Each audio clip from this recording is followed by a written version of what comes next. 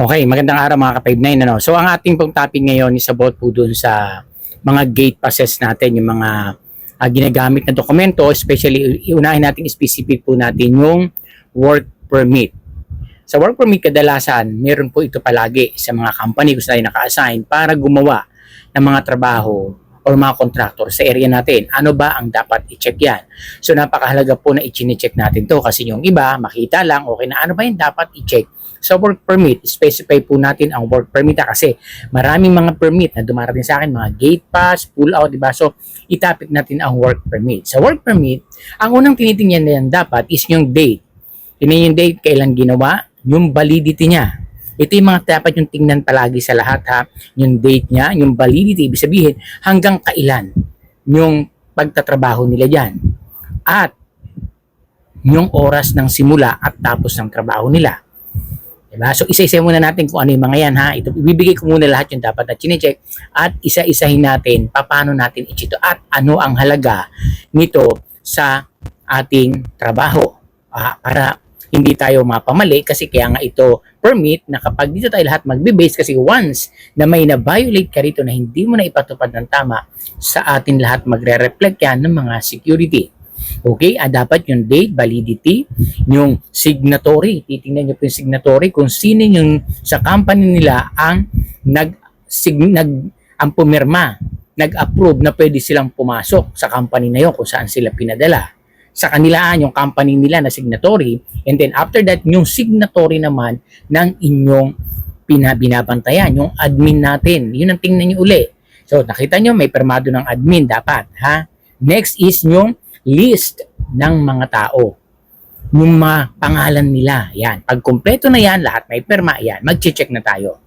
Yung date, tapos yung validity, pang-start nila is kunyari 8 p.m., 8 a.m. to 5 p.m. So dapat yun lang yung duration nila na magtatrabaho sila. Maaga pa. Alas 6 pa lang, hindi pa sila pwedeng pumasok kasi 8 a.m. pa nakalagay. Kung siguro mga quarter to 8, pwede na. Kasi nga, siyempre, pasakay pa ng elevator yan. Kung saan pupunta, magpiprepare pa. Pero yung ganong kaaga, 6 a.m. andun na, saan mo pagtatambayin niya? Di ba? Ang nakalagay kasi doon 8 o'clock eh. Ngayon, pwede rin magtanong, sir, 8 o'clock pa yung ano ninyo. Ano po ba sa magbasan po ba mag-standby? Kung talagang mayroon na silang area na doon sila talaga napupunta, hindi pa pwede yun. So tingnan nyo rin yun. Kasi baka mamaya, napapasok nyo, kompleto nga, ang oras naman.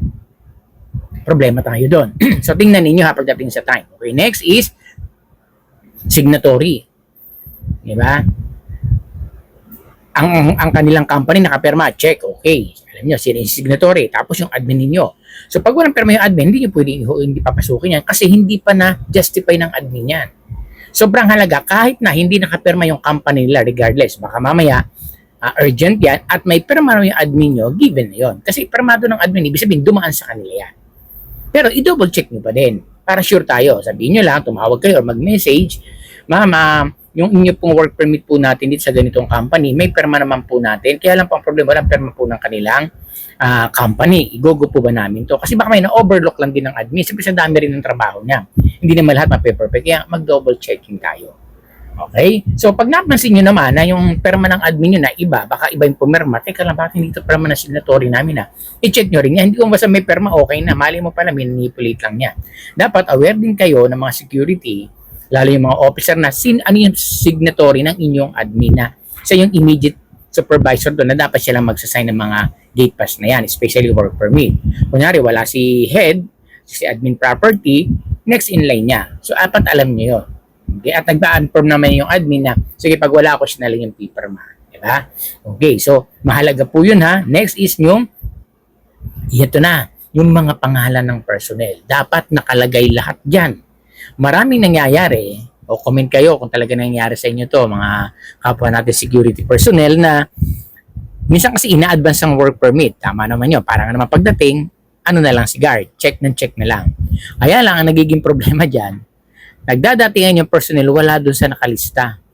Ang nangyayari, yung mga nando sa master list, wala doon. Iba yung dumarating. Hindi nyo dapat papapasukin yan.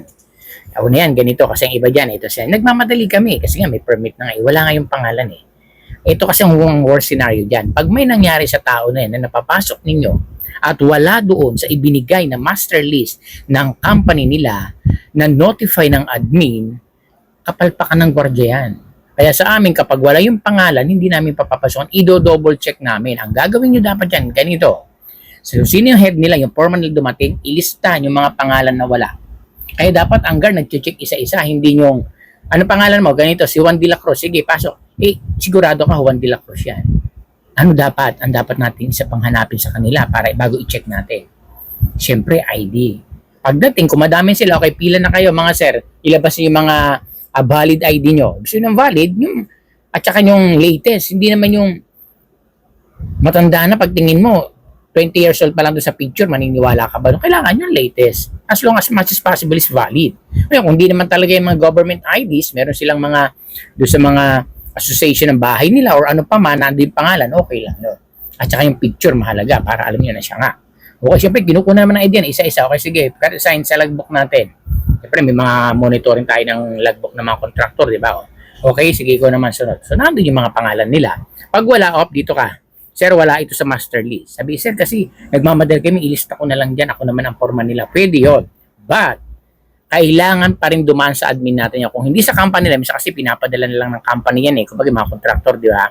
So, wala yung company nila doon. Hindi nag-exist sa building. Pwede papuntahin sa admin. Ilista ng forma nila, yung lahat ng pangalan na wala, pumunta sa building admin, ipa-signature din sa admin. Kasi nga, para yung gate pass na dumating sa atin, parehas ng gate pass na nasa admin. Hindi nangyari, sa atin lang dumaan niya, yung pangalan, hindi inaproban ng admin. Dapat alam din nila, meron din silang copy sa kanila na mababago. Kasi nabago yung permit na dumating sa atin.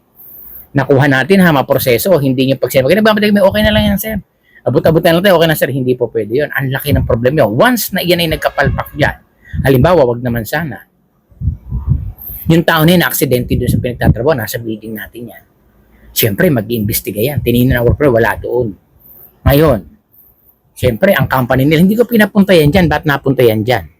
Kaya kung hindi pinasama na yan, kasi palpak na ano yan, na worker natin eh. Ba't yung pinapunta dyan? So, di na. Itong foreman ngayon, siyempre, kasi palpakan niya yon. Tutusin ngayon yung guard. Pati ang admin, matatanong yan. Bakit nga doon admin building, wala naman doon napapasok ng guard nyo? Siyempre, hindi alam din ng admin yun. Kaya nga, dapat ang mga guard always coordinate kayo, cooperate, communicate sa admin po natin. Napakahalaga ng admin sa building. Sila talaga yung talaga nagja-justify ng lahat. Pag sinabi nila, hindi igugo natin kasi aware sila dyan. Hindi yung pagka mga guard lang, sige lang, okay lang, kasi nangyayari sa amin. Nagmamadali kami, kailangan namin to. Sabi ko, sir, hindi po pwede nagmamadali. Kahit naman sino pwede magmadali. Dapat trust the process. May proseso po dito. Kung halimbawa sa may nangyari sa inyo, wala yung pangalan nyo dyan. Kung hindi kayo sagutin ng company nyo, di ba't kami malagay sa alanganin? Hindi namin kayo sir magbayad yan. At ang protocol ang pinatutupad namin dito. Tayo mga security, wag kasi kayo sabihin, yan may mga protocol nyo, mga ginawa yung policy, mahirap eh. Lagi kong inuulit, hindi tayo ang naggagawa ng policy. We are implementing the policy. Ibang ang gumagawa niyan yung sa mga higher position ng mga company. Yung mga protocol na yan, yung mga implementation, yung mga rules na yan, tayo yung nag-i-implement. Papaliwanag din natin kasi minsan dyan, alam nila yan, pag naanuhan lang yung guard, okay na, hindi po pwede yun. Hindi sila pwedeng magalit. Kung magagalit sila, walang problema, ipapaliwanag natin sa kanila. Halimbawa sa may nangyari sa'yo, pumipilit mong ipasok yan, kaya ba nyo sagutin yan? Ngayon, kaya nyo sagutin, walang problema, pero kailangan nyo pa rin kumulag sa admin namin. Kailangan may approval nila. Kasi yung binigay nyo sa aming work permit na to, wala yung pangalan nila. Ang nakalagay sa admin ng mga list, eto yung mga list na to. Ngayon, wala dito yan. Pag may nangyari dyan, walang copy ang admin namin. Paano na sa investigation just in case? Kaya kailangan, ilagay nyo yan dyan, na inauthorize yung mga tao po ninyo, and then ipa-signature nyo uli sa admin natin na para kumuha din sila ng copy niyan, mai-attach na doon sa previous na work permit nyo na in advance. Ibig sabihin, may panibago kayo, eto na yon nakuha natin. Mahalaga yan. Buhay ang mga naandyan.